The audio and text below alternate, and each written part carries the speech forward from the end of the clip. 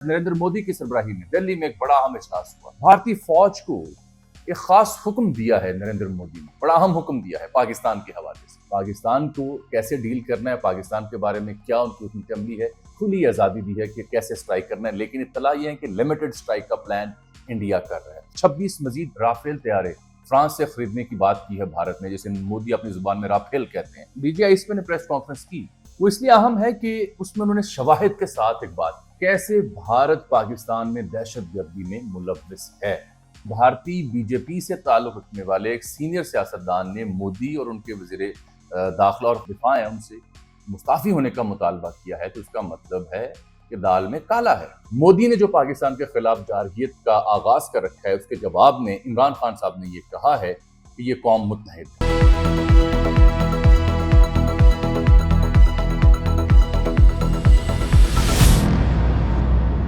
अस्सलाम वालेकुम पायन, अजमल जामी ऑफिशियल में खुश आमदीद। मंगल का दिन 29 अप्रैल 2025 जब खाक सर आपसे मुखातिब ये मेरा YouTube channel Ajmal Jami official मोहब्बत का इजहार करें, इसे सब्सक्राइब कर लें। लेस फनकारी मोर जानकारी। एक आज के दिन में मेरा ये दूसरा व्लॉग बदलती सूरत हाल की वजह से हंगामी सूरत हाल है, क्योंकि आज नरेंद्र मोदी की सरबराही में दिल्ली में एक बड़ा अहम इजलास हुआ। भारतीय फौज को एक खास हुक्म दिया है नरेंद्र मोदी ने, बड़ा अहम हुक्म दिया है पाकिस्तान के हवाले से। क्या है बताऊंगा तफसील आज के व्लॉग में। और आज डीजीआई एसपीआर लेफ्टिनेंट जनरल शरीफ चौधरी की प्रेस कॉन्फ्रेंस भी हुई। कैसे भारत मुलव्विस है पाकिस्तान में स्पॉन्सर्ड टेररिज्म की हवाले से, उसके शवाहिद, ऑडियो कॉल्स, लोकेशंस, चैट और भारतीय फौज के कौन कौन से अफसर उसमें मुलव्विस हैं, डिटेल्स दुनिया के सामने उन्होंने रखी हैं। और तीसरा अहम मौजू, इमरान खान साहब आज मंगल, उनसे मुलाकात नहीं हो सकी उनकी बहनों की, लेकिन जो लोग इमरान खान साहब से मिलने में कामयाब हुए उनका नाम फहरिस्त में शामिल नहीं था। मिले कौन है, ये डिटेल्स भी आप तक मैं पहुंचाऊंगा, मेरे साथ आप रहिएगा। सबसे पहली बात तो ये है कि नरेंद्र मोदी ने आज जो इजलास किया, उस इजलास में उनके जो वजीर दिफा हैं और जो सर्विसेज चीफ हैं वो मौजूद थे। एक ऑरेंज कलर की वेस्ट कोट पहनी हुई है नरेंद्र मोदी ने और वो चेयर कर रहे हैं इस इजलास को। जो इत्तलात पहुंची हैं कि खुली ऑपरेशन की हिदायत दी हैं, यानी टोटल फ्रीडम दी है उन्होंने अपनी सेना को, अपनी सर्विसेज चीफ को, कि आप को आजादी है कि आप पाकिस्तान को कैसे स्ट्राइक करना है। अब उसको लेकर के ये चहमगोइयां जन्म ले रही थी कि इसमें पाकिस्तान का जवाब क्या होगा, क्योंकि नरेंद्र मोदी 7 दिन हो गए पहलगाम के वाक़े को गुजरे हुए और आज उन्होंने ये अहम तरीन इजलास बुलाया है जिसमें अजीत डोवल भी बैठे हुए थे, जो नेशनल सिक्योरिटी एडवाइजर हैं। तो इत्तला ये मिली है वहां से, भारत से जितने अखबार छप रहे हैं, वेब एडिशन छप रहे हैं, जो भी कोई चांदे क्लोज जो जिम्मेदारी से बात करते हैं, मगर ना भारत में बात करने वाले अक्सरियत जो है जनरल बख्शी और अर्नाब गोस्वामी जैसे लोग तो जहर ही उगल रहे होते हैं। बात तो उनकी समझ में आती नहीं है क्योंकि पागलपन का प्रचार कर रहे होते हैं। तो समझ मुझे ये आई कि एज इफ के नरेंद्र मोदी ने पहलगाम के बाद से लेके आज दिन तक सबसे अहम इजलास ये बुलाया है और इस इजलास में एतमाद में लिया है सर्विसेज चीफ को और उन पर एतमाद का इजहार किया और उन्हें कहा है कि आपको खुली ऑपरेशनल आज़ादी है। पाकिस्तान को कैसे डील करना है, पाकिस्तान के बारे में क्या उनकी हुकूमत अमली है, खुली आज़ादी दी है कि कैसे स्ट्राइक करना है। लेकिन इत्तला यह है कि लिमिटेड स्ट्राइक का प्लान इंडिया कर रहा है। आपने खबर सुनी होगी कि 26 मजीद राफेल तैयारे फ्रांस से खरीदने की बात की है भारत ने, जिसे मोदी अपनी जुबान में राफेल कहते हैं। 36 राफेल इससे पहले मोदी सरकार के पास मौजूद है फ्रांस से। ये जो 26 नए राफेल तैयारे आ रहे हैं, इसकी हकीकत भी आपको मैं बता दूं, $8 अरब का सरमाया लगेगा इन तैयारों की खरीदारी में। तो जो लोग ये समझ रहे थे कि शायद ये फौरी आ जाएंगे और पता नहीं क्या हो जाएगा और पाकिस्तान के ऊपर भारतीय बालादस्ती हो जाएगी, ये गलत फहमी है, क्योंकि ये तैयारे 2029-2030 तक डिलीवर होंगे। तो ऑब्वियसली तब तक पाकिस्तान या कोई भी और मुल्क हो, वो चूड़ियां पहन के तो नहीं बैठेगा। और प्राइमरीली जो बीबीसी को मैं देख रहा था, इन तैयारों का मकसद जो नेवल वॉरशिप्स हैं, जो उनके पास जंगी बहरी जहाज हैं, उनके ऊपर तैनाती है और कुछ तरबियती मकासद के लिए भी 3-4 तैयारे डबल सीटर लिए जा रहे हैं। चाइना को काउंटर करने के लिए समुद्री हुदूद में ये तैयारे बिलखुसूस मंगवाए जा रहे हैं, फौरी तौर पर ये नहीं आ रहे, टेंशन ना लें। जवाब में क्या हुआ है, जवाब में आज डीजीआई एसपीआर ने बड़ी अहम प्रेस कॉन्फ्रेंस की। इससे पहले कि मैं आगे बढ़ूं, प्रेस कॉन्फ्रेंस में क्या शवाहिद उन्होंने रखे भारत के हवाले से, ये भी सुन लें। ये जो भारतीय ड्रामा है पहलगाम का, इसमें आपने एक वीडियो वायरल देखी होगी कि एक शख्स है जो पहलगाम में 22 रन की जो इलाका जहां पे ये दहशतगर्दी हुई, वहां जिप लाइन के जरिए वो वीडियो रिकॉर्ड करता करता सयाहती मिजाज में वो आगे जा रहा है और वीडियो रिकॉर्ड हो रही है। उस वीडियो में देखा जा सकता है कि जो भी वो दहशतगर्द या हमलावर थे, وہ کسی کو روک کے اس کا مذہب پوچھ کے اس کی پتلون اتروا کے اس کا مذہب چیک کرنے کے بعد گولی نہیں مار رہے. اسٹریٹ فائرنگ ہو رہی ہے آل اکراس. وہ ویڈیو آپ سوشل میڈیا پہ گردش کر رہے ہیں, آپ دیکھ سکتے ہیں, جو اس بات کا ثبوت ہے کہ جو بھارتی دانشوروں نے, تجزیہ نگاروں نے اور جرنیلوں نے یہ جو موقف بنایا تھا کہ مذہب پوچھ کے صرف ہندوؤں کو نشانہ بنایا گیا ہے, یہ ویڈیو اٹ سیلف اس کہانی کا, اس بیانیے کا پول کھولنے کے لیے کافی ہے. یہ کافی ہے یہ بتانے کے لیے کہ انہوں نے کسی کو روک کے پوچھ کے یہ نہیں کہا کہ تم مسلمان ہو, بلکہ اسٹریٹ فائرنگ ہے. تو اب آج جو D G I S P نے پریس کانفرنس کی وہ اس لیے اہم ہے کہ اس میں انہوں نے شواہد کے ساتھ ایک بات کی کہ کیسے بھارت پاکستان میں دہشت گردی میں ملوث ہے. بات وہ ہوتی ہے جو ثبوت کے ساتھ پیش کی جائے.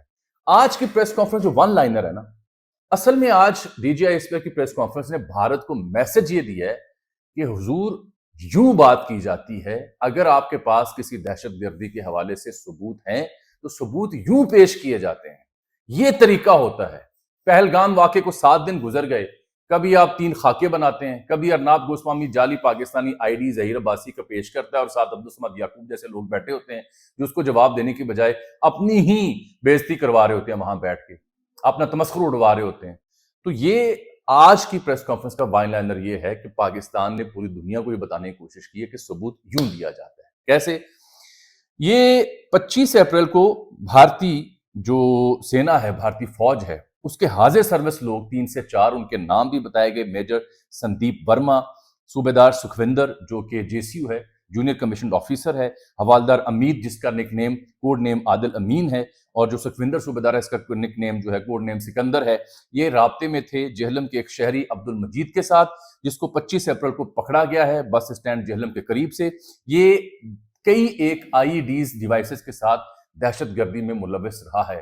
کئی بار اس نے 2 بار کم از کم پاک فوج کے قافلوں کو یا ان کی گاڑیوں کو نقصان پہنچایا, کئی جوان اس میں شہید بھی ہوئے, زخمی بھی ہوئے. اب اس کا پلان تھا بس اڈے پر عوام الناس کو نقصان پہنچانا, اور اس کی جو کمیونیکیشن تھی واٹس ایپ, وہاں پہ جیسے لوکیشن شیئر کی گئی ہیں, وہ ساری ڈیٹیل انہوں نے آج پریس کانفرنس میں دنیا کے سامنے رکھی ہیں.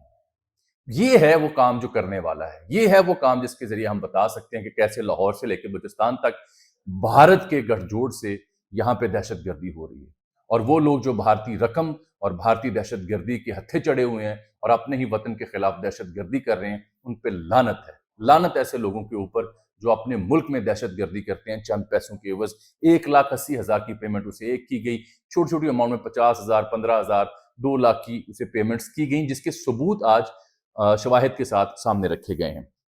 یہ جو شخص ہے, اس کے موبائل فون میں نہ صرف یہ ڈیٹیلز تھیں, بلکہ بعد میں جب اس کا فرینزک کروایا گیا تو اس کی صوبیدار سکھوندر کے ساتھ اور میجر سندیپ ورما کے ساتھ جو گفتگو ہے, آڈیو ہے, جس میں وہ گائیڈ کر رہا ہے کہ کہاں آئی ڈی لگانی ہے. باغ کا ایک علاقہ ہے, وہاں پہ ایک فوجی قافلے میں ایک فوجی گاڑی کے ساتھ اس نے آئی ڈی لگائی, جہاں پہ 3 فوجی جوان جو ہیں وہ زخمی ہوئے, اور وہ خبر تب چینلز پہ چلی بھی. اس کے بعد ایک اور واقعے میں اسی شخص نے ایک ایسی کارروائی کی جس میں کچھ فوجی شہید ہوئے, کچھ زخمی ہوئے, اس کی ڈیٹیلز بھی سامنے آئیں. بلکہ جو بھارتی ویب سائٹ ہے WION بیون, اس نے بھی اسی شخص نے جو دہشت گردی کی 2 کارروائیاں کی اس کی خبر نشر کی ہوئی تھی. اس کا مطلب ہے یہ شخص ہے, اس نے دہشت گردی کی, اس کو ٹریس کیا ہے پاکستانی فورسز نے, پاکستانی سیکیورٹی اداروں نے, خفیہ اداروں نے, اور اس کے شواہد وہ منظر عام پر لے کے آئے ہیں. پھر جو 71 لوگ دہشت گرد شمالی وزیرستان میں پچھلے 3-4 لوگ دن میں مارے گئے, اس کی تصاویر دکھا کے D G I S P نے پریس کانفرنس میں ختم کی اور کہا کہ نو پار کین انڈو پاکستان. یہ قائد اعظم محمد علی جناح بانی پاکستان, انہوں نے 1947 میں اکتوبر کے مہینے میں لاہور میں ایک تقریر کی تھی, جہاں انہوں نے یہ جملے کہے تھے جو پاکستان کے تمام ذمہ داران جب ایسا موقع آتا ہے تو اس کو دہراتے ہیں. یہ تو کہانی ہو گئی بھارتی جو نیکسس ہے اس سلسلے میں اس سے جڑی.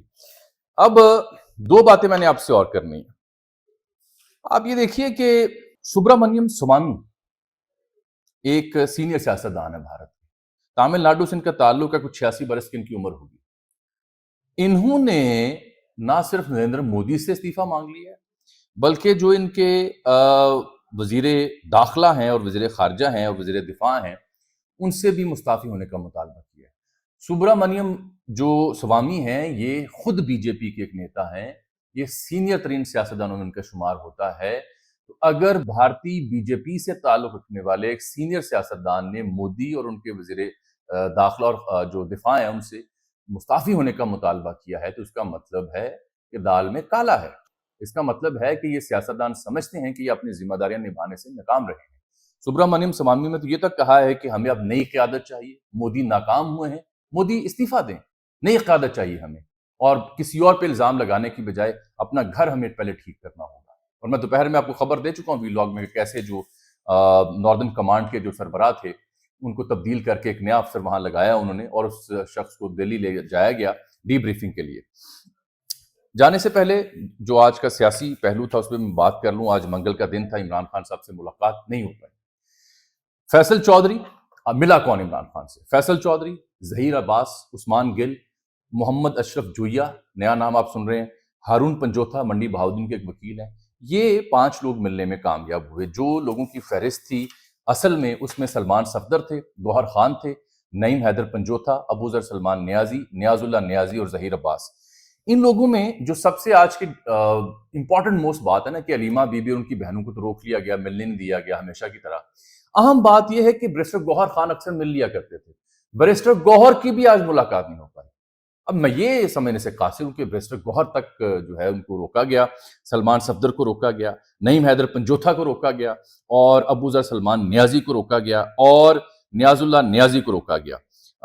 جہاں تک اس لسٹ میں جو پی ٹی نے دی 6 لوگوں کی، ایک ہی شخص اس لسٹ کے مطابق اندر جا سکا، اس کا نام ہے ظہیر عباس جو کہ قانون دان ہے۔ باقی 4 لوگ جو میں نے آپ کو گنوائے، فیصل چودھری، عثمان گل، محمود اشرف جوئیہ اور ہارون پنجوتھا، یہ اس لسٹ میں ان کا شمار نہیں ہوتا۔ لیکن اہم بات یہ ہے کہ فیصل چودھری نے باہر آ کے گفتگو کیا کی ہے۔ فیصل چودھری یہ کہتے ہیں کہ عمران خان صاحب نے کہا ہے کہ یہ حکومت ہے تو قوم 47 کی، بالکل ہے، اسے ہم نہیں مانتے، لیکن مودی نے اس قوم کو یکجا کر دیا جو سیاسی طور پر تقسیم شدہ تھی۔ مودی نے جو پاکستان کے خلاف جارحیت کا آغاز کر رکھا ہے، اس کے جواب میں عمران خان صاحب نے یہ کہا ہے کہ یہ قوم متحد ہے۔ اگر بھارتی حملے کی صورت آتی ہے، اگر مودی نے پاکستان کو للکارا ہے، تو میرا پیغام جیل بیٹھے یہ ہے کہ یہ قوم مودی کے خلاف متحد ہے۔ فارم 47 والی حکومت سے جو ہمیں اختلاف ہے وہ اپنی جگہ، اس حکومت کو ہم نہیں مانتے، یہ اپنی جگہ، لیکن یہ بات ہے پاکستان کی، تو پاکستان کے لیے پوری قوم متحد ہے۔ فیصل چودھری نے یہ بات کی ہے، اللہ کرے ایسا ہو، اور یقین ہے مجھے کہ عمران خان ایسی صورت میں ایسا ہی پیغام دے سکتے ہیں۔ میں اگر مگر اور شک و شبہات میں نہیں جاؤں گا، عمران خان ایک پاکستانی ہیں، سب سے بڑے مقبول رہنما ہیں، ہو ہی نہیں سکتا کہ وہ پاکستان کی محبت کے اوپر کسی اور شے کو ترجیح کریں۔ ہو ہی نہیں سکتا کہ عمران خان ایسے موقع پر قوم کو یکجا ہونے کا پیغام نہ دیں۔ ہو ہی نہیں سکتا۔ آپ کا کیا خیال ہے؟ عمران خان یہ کہیں گے کہ آپ متحد نہ ہوں؟ یہ کہیں گے کہ نہیں، ہم نے بھارت کی جارحیت کا جواب متحد ہو کے نہیں دینا؟ سوال ہی نہیں پیدا ہوتا۔ عمران خان محب وطن ہے، 2019 میں بھی انہوں نے یہ کہا تھا کہ ہم سوچیں گے نہیں، ہم کر کے دکھائیں گے۔ تو یہ پیغام جو فیصل چودھری نے دیا وہ آپ تک میں نے پہنچا دیا۔ مجھے آج کے لیے اجازت دیں، اور جانے سے پہلے میں آپ کو یہ بھی بتا دوں کہ اسحاق ڈار نے بھی سینٹ میں تقریر کی ہے۔ میرا خلاصہ اس ساری جارحیت میں یہ ہے کہ ریاست پاکستان نے پچھلے 2 سے 3 دنوں کے اندر اپنا کیا ہے ہوم ورک مکمل۔